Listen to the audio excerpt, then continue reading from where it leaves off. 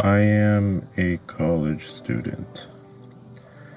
I'm looking to keep this project in the dark, which is why I'm posting this on a duplicate account. I'm looking to hire a team of professionals to help me animate a story. One that is a different take on a show that I'm sure you're familiar with. If you think I'm a blind fanatic that isn't prepared to be a director, I'll show you some of my work if you're curious. However, I think it's best to explain where I got my inspiration from. It was the weekend and I was around the age of 19. My parents offered to pay me if I did some babysitting for my niece. Since it was only 2 days, I accepted the offer. I couldn't complain. My family is known for being generous and overpaying for services done in their home and yard. I also needed the money for my hobbies. Speaking of hobbies, my niece had a number of them. She would play video games, watch shows, show me projects she was working on in her arts and crafts class. Everything worked out fine until I noticed something strange with her behavior. Whenever Looney Tunes was on, she would walk away and do something else. This made me confused because she used to watch the show a lot, but I didn't say anything at first. It just wasn't the show. Every merchandise related to Looney Tunes would cause her to try and get away as quickly as possible. I took my niece to Walmart. We had to go there to grab some groceries and supplies for her arts and crafts class. As I was grabbing some colored pencils, my niece let out a yelp as if something had startled her.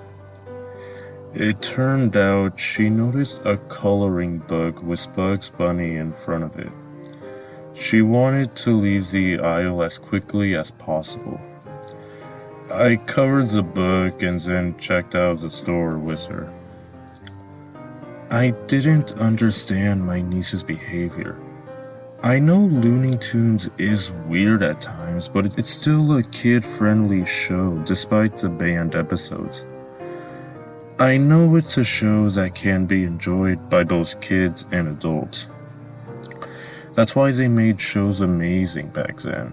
Not to sound like a 90s person. But I had to show my niece the light. Maybe I could convince her to like the Looney Tunes again. After about an hour, I finally had the courage to ask my niece about the show. My niece apologized for her behavior at the store. Despite being startled, she didn't do anything to warrant an apology, but I accepted it regardless. After talking to her a bit, I finally convinced her to tell me about the experience she had with Looney Tunes. She was watching television one night when one of her babysitters was cooking. It wasn't the original show. It was a spin-off. Baby Looney Tunes. If you don't know anything about the show, it takes place in a home run by Granny, the one who's always beating up Sylvester in the original show. It's a dull/boring experience, having nothing interesting to look at. The cast also had no personality compared to their regular adult counterparts. Its only purpose was to have morals at the end and attempt to teach kids right from wrong. The icing on the cake was the forgettable songs. My niece claimed the episode she watched took place at Granny's residence. The Baby Looney Tunes cast is playing indoors during a thunderstorm. Petunia Pig is shown running from Tasmanian Devil in a comical and cute sort of way. Everyone watches Tasmanian chase the pig out of the room and then go back to what they were doing. Afterwards, Sylvester shows up, entering the playroom and looking nervous. Sylvester then goes up to Bugs and Daffy, who were passing an inflatable ball around. He tries to talk to them but stutters a bit. Unable to get the sentence out, he quickly runs off. Bug tries to get up and go after Sylvester, but Daffy stops him, telling him it's nothing to really worry about. Daffy believes it's none of their business, and Bugs lets out a sigh. Despite the situation, Bugs and Daffy quickly go back to playing. Sylvester is seen wandering around the house. He bumps into Melissa Duck and quickly runs off after Melissa tries greeting him. He is then seen trying to hide from everyone but is found at each attempt. Sylvester gives up after he's discovered 4 times and heads towards the kitchen. He found Granny was cooking something. Sylvester is quickly noticed by the caretaker. Granny looked at Sylvester and tried asking him what was wrong. After the question, my niece explained that the rest of the scene only showed Sylvester, who was stuttering words about. It takes a little bit for him to break out of the stuttering and say his first line in the episode. I want to eat Tweety. The next scene shows that 2 days have passed. Bugs and Daffy were drawing. Their skills aren't that good since they're infants. Daffy points out that he hadn't seen Sylvester for a few days, which causes Bugs to become concerned. He finally convinces Daffy that they need to find him. The two explore the household looking under various objects, and it isn't until they reached a room that hadn't been shown in any other episodes that Sylvester is found. He's locked in a cage. The cage was supposedly rigged with electrical wires around it, which would have been normal for the main series, but this was shown on a watered-down spin-off. It shows that no signs of violence or abuse before this. Bugs is terrified and obviously not taking it well. He asks Sylvester why he was being punished. He replied telling Bugs that he's a monster and needed to get locked away to protect everyone. When questioned about it, Sylvester said that he was only taking Granny's advice. It then cuts abruptly to Tweety, who was being comforted by Granny. A couple of bandages are seen being applied to a bite mark. Tweety was sobbing in the pain he was in and unable to control his tears. Why would he do this? He was my best friend. Did I do something bad? Granny then spoke. It's part of growing up. Your friends will eventually show their true colors and think for themselves. Everyone is destined to break away and hate each other. Tweety's sobbing worsens. When you're older, you'll understand.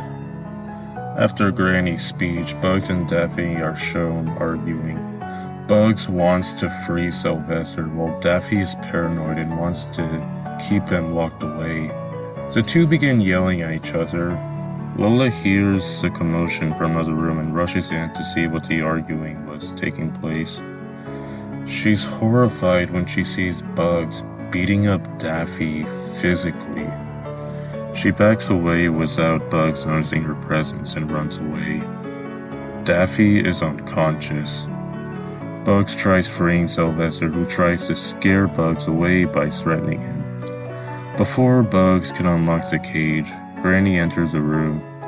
She ignores Bugs, grabbing the cage and leaving. Granny is never shown again, implying she was abandoning everyone.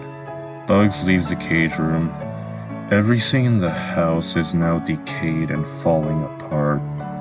Bugs tries to call out to his friends and believes that they're all outside playing before he leaves the house.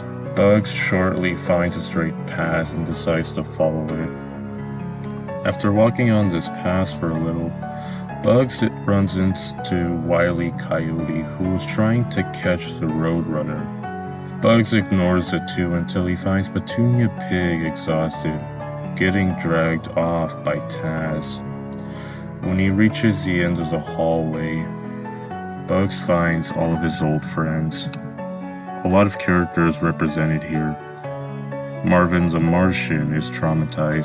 Sylvester is free from his cage, giving in to his feline nature and no longer looking like his toddler self. He was trying to catch something, but what it was remained a mystery. But it's most likely Tweety he was trying to reach. Upon seeing Sylvester, my niece closed her eyes for the rest of the episode and sobbed. There were more characters represented after Sylvester also. Before the episode ended, there was one final line. This is the price of maturity. This is said in Bug's voice before the episode ends. My niece broke into tears after finishing her story. I had no choice but to believe her. Those were certainly not crocodile tears. I tried comforting her, trying to explain that the Looney Tunes wasn't meant to be taken seriously. Am I right to believe her? Call it gullible if you want, but the amount of detail my niece described was amazing. Even if the episode didn't exist and was all a lie, she knew how to make up a story. I know kids are creative, but my niece is talking about something that's this dark in a kid's show. I sat down on my television earlier in the morning to try to catch Baby Looney Tunes in hopes of seeing that episode, but I gave up after a week of regular episodes. I should have been more persistent. I apologize if I've taken your time. I know it may be selfish on my part, but this is where you come in. If you're still interested in working with me to try and recreate this episode, send me an email. The darker take on my childhood intrigues me. Once I get enough people, I'll be sure to remove this post.